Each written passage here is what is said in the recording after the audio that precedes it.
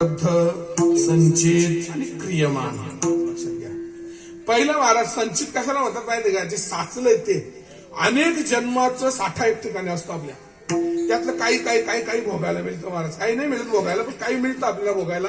तर तो सुख आणि दुःखाच्या रूपाने मिळत असतो. जिथं साठतं आपलं कर्म त्याला म्हणतात संचित. संचित म्हणजे साचलेलं, साठलेलं. त्याला क्रमांक 2 प्रारब्ध, जे भोगायला आलंय आपल्याजवळ आता सध्या. आता तुमच्याकडे भोगायला तुमचं प्रारब्ध, तुम्ही कीर्तनाला आलात, हा तुमचा प्रारब्ध आहे. मी इथं कीर्तन आलोय, माझं प्रारब्ध आहे. मामा तुमच्या गळ्यात विणा आलाय, प्रारब्ध. हे आता तुमच्या भोगाला आले. बरं, आता विणा घेतल्यानंतर तुम्ही भजन केल्यानंतर जे निर्माण होणार आहे त्याला म्हणतात क्रियमान. ते आता संचितामध्ये जमा होणार आहे. एक माणूस बँकेत गेला आणि बँकेत गेल्यानंतर त्याचा दोस्त होता, दोघे पंडित भाऊने आम्ही दोघे गेलो बँकेत. बघितलं पंडित भाऊने 2 थैले भरून पैसे चालवले बँकेतून. मी पंडित भाऊला बोललो, भाऊ तुम्ही कुठून आणले? बँकेतून. मी पण गेलो मार्केटमध्ये आणि 2 मोठे थैले असतात भाजीपाल्याचे, ते घेऊन गेलो बँकेत. मला पण पैसे पाहिजे.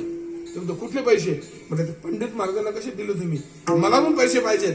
तो म्हटलं खाता आहे का तुझ्या बँकेत? बोलतो नाही. आणि मग खाताच नाही, त्याचे पैसे ठेवलेच नाही. त्या पंडित महाराजांनी बालपणापासून पैसे त्यात टाकत गेलेले आतापर्यंत. तेव्हा त्यांना घर बंगला बनवण्याकरता त्यांनी 2 बॅगा भरून घेऊन गेले. ज्याच्या संचितातच काही नाही महाराज, ज्यांनी जमाच नाही केलं पुण्य महाराज, तर त्याने पुण्याचा परिणाम काय अपेक्षा करावा?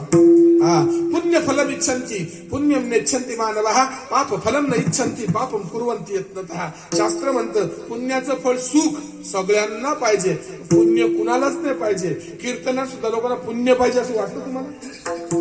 लोकांना असं वाटतं कीर्तनातून पुण्य पाहिजे असं वाटतं तुम्हाला? कीर्तनकारांना वाटत का कीर्तन करून त्याला पुण्य पाहिजे? मला तो बोलतो मला पैसा पाहिजे. तो बोलतो मला काय पाहिजे?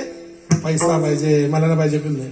मग जर कीर्तनकाराला पुण्य ना पाहिजे तर मग ऐकणाऱ्यांना काय पुण्य पाहिजे महाराज? आणि तुम्हाला पुण्य नकोय महाराज, पण लक्षात घ्या त्यातून निर्माण होणार त्याच्या उलट काय? जमा पाहिजे तेवढा पैसा जमा करा महाराज. तुम्ही पाहिजे तेवढा पैसा जमा करा आणि पाहिजे तेवढी कीर्तनात मजा करा.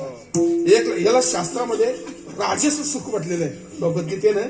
ही जी मजा मजा मजा मजा आहे ना, याला म्हणजे जेवणात असो, कीर्तनात असो, वारीत असो, तीर्थयात्रेत असो, जेही सुख विषयेंद्रिय संयोगात येतात तग्रे मृतोपम परिणाम विषमी व तत्सुखम राजसम स्मृतम. राजस सुखाची व्याख्या करताना योगेश्वर भगवान सांगतात की बाबांनो, इंद्रियाने विषय हे एकत्र आल्यानंतर इंद्रियांना बरं वाटतं, परंतु कधी बरं वाटतं? खातानाच बरं वाटतं. नंतर परिणाम विषमी, काय सांगतात भगवंत? परिणाम विषा